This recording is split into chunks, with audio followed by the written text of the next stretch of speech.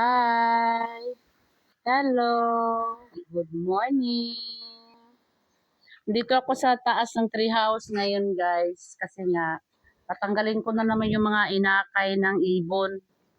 Wala kasi itong mga ginagawa kundi maggumawa ng mga bahay-bahay nila. Ayan guys, oh, yung ginawa nilang bahay. Diyos ko. Tapos may mga maliliit silang mga baby. Ayan.